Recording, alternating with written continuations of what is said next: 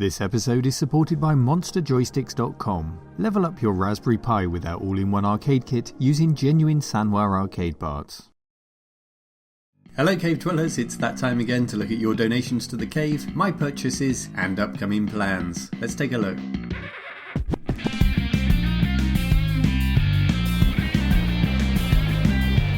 So, did you get it? Yes, I got it. It was kind of difficult, but I pulled some strings and got it for you. Excellent. I'm sure Neil's gonna love it. When I was a kid, I played Mario on this with my friends. It was a long time ago, but it was good memories. I hope Neil loves it. I'm sure he will. Thank you so much, Naomi. You're welcome. Yes, Neil does love it. Neil does love it very much, Naomi. Thank you so much for sending this over, and also to Winston, who you saw in the video. Naomi is known as Sexy Cyborg, and Winston is known as Serpent ZA. There's links to their channels in the description.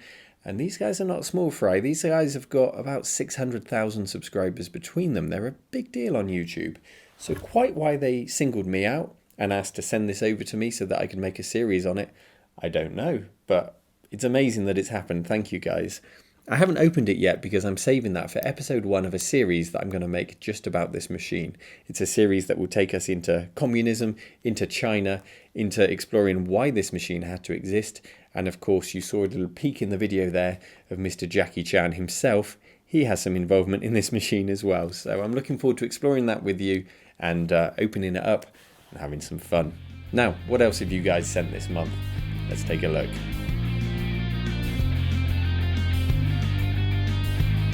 Okay, let's start with some consoles, and there's some real treats here. The PC Engine at the front of the table is just a great looking console, and I can't wait to try it out. Russell donated this as well as the Vectrex, and it's a Japanese model, so I think we'll want to mod the RF video output to a nice composite output for best results. And like most consoles, there are flash carts and other solutions to allow you to enjoy them without having to hunt down all the games. Maybe we can explore that too. Thank you, Russell, and Russell's been kind enough to include a joypad also. Lovely stuff. Did somebody say retro bright? Just look at the state of this NES. My friend Tim visited to loan me a VCR player for the recent Sega Video Driver episode, and he donated this. The colour difference is incredible. It looks like it's smoked 40 a day for the last 30 years. It does work, but the longer we played it, the more artifacting appeared on the screen, so this does need and deserves a closer inspection.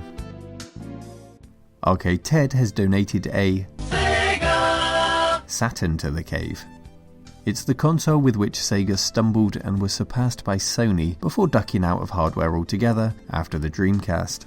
It works, save for the CD mechanism which doesn't spin, but that should be easily sorted, and perhaps we can dive into why the Sega Saturn didn't work out for Sega while we're at it, and play some Sega Rally. Thank you Arcade Ted for this donation. And just look at this beautiful thing, it's a Vectrex. And if you've never played one, you really should at least once in your life. It's a vector-based games console with all the smoothness and class of those old Vector Atari games, albeit in black and white. Only one screw held this together, and Russell advises the transformer is missing and perhaps a few other things. I think it may have been pilfered for parts. So don't expect to see this soon, but I will be checking it out and ordering parts behind the scenes, or looking out for another donor machine so that we can make one working model. Once again, thank you Russell for this and for the PC Engine. Now I'm taking you off the tripod to get a look at this huge collection of Acorn items from Brian. It's meticulously organised. He is by his own admission a little obsessive about organising things, and his software collection reflects that. We've got public domain discs nicely filed, some big box art packages, and 2 drawers stuffed with floppies, all neatly labelled with games and magazine cover discs. There really is nothing I'll be left wanting for. And we could have a great live stream with this, just testing all the discs out. All sorts of goodies are in here, including a hand scanner, that might be fun to play with, and a joypad, and there's also tons of reference materials and manuals, including this set of Acorn programmers reference manuals. It really does appeal to the historian in me to have all of these things. To top it all off, there are 2 machines, an A7000 Plus and an A5000. If I can get either of these working, then the problems I had using software recently on my RISC PC will be solved. These will play all of those old Archimedes games.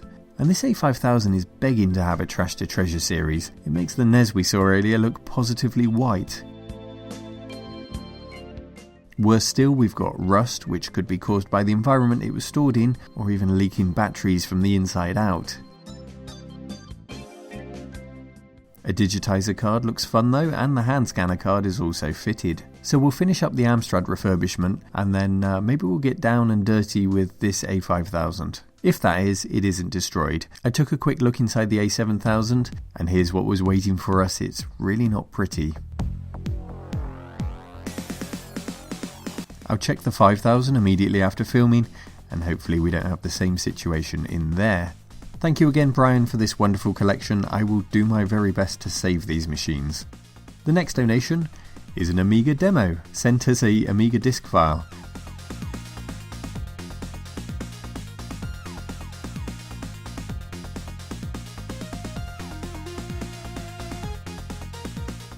Thank you to Matt Burton for that Amiga demo.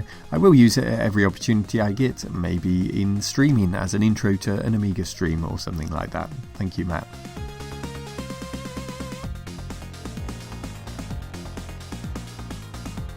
Now the next item is very odd.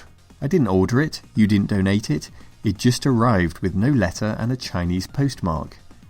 It's a Banana Pi, which is a single board ARM-based computer much like a Raspberry Pi, but with the addition of an M2, SATA and a number of other ports, including a load of network ports, which make it well suited to routine work. But with a large SATA drive an option, I wonder if RetroPie is a possibility. If you know or have done any projects using a Banana Pi, then please do leave a comment. 8-Bit Do saw my recent review of a NES Pi case and controllers. I liked the case, but I hated the pads. So they've sent me these SN30 Pro Bluetooth gamepads, which have Super Nintendo styling in both the US and the rest of the world colour schemes. So we'll give them a review soon and see if they're up to scratch. See if they're better than those NES pads I had, which, let's be honest, won't take very much. As well as donations and random Banana Pies, I've been buying a few things for myself. Like this. This is an Acorn Phoebe case. It's the successor to the RISC PC covered on the channel recently, but it was never released. One working prototype exists that I know of. This is an empty case, and I need your suggestions really as to what to put inside it. Answers in the comments, please. I also picked up this 5-pin DIN to USB cable for the Minitel. This should allow us to use it as a terminal with a Pi and have some fun without international phone calls, so look out for that soon. And this is an arcade supergun, something I've wanted for years, so I finally splashed out. You can plug in a JAMA standard arcade board into the long blue slot, supply some power and then play the arcade game on your TV. This adapter allows me to use DB9 joypads instead of Neo Geo joysticks. A few switches are on the board to add credits and the like, and a SCART output is complemented by stereo phono outputs to plug and play. Now all I need is a JAMA arcade board.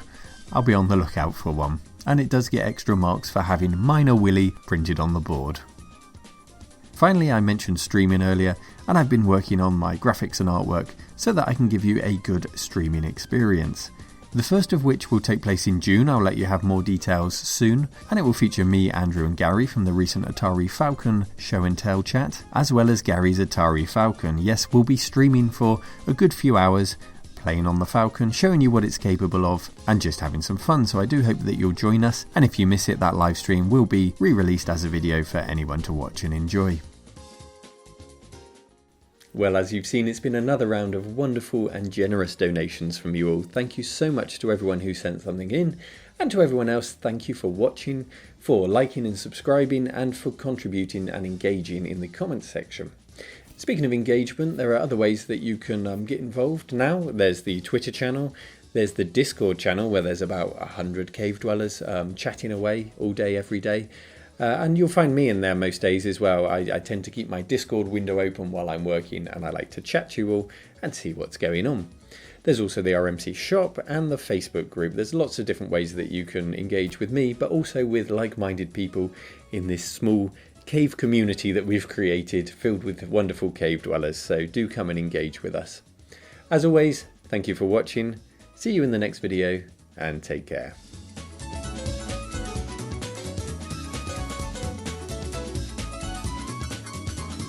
These lovely patrons on the screen are the reason why Retro Man Cave is possible. If you'd like to join them in contributing to the channel, then check out the Patreon link in the description.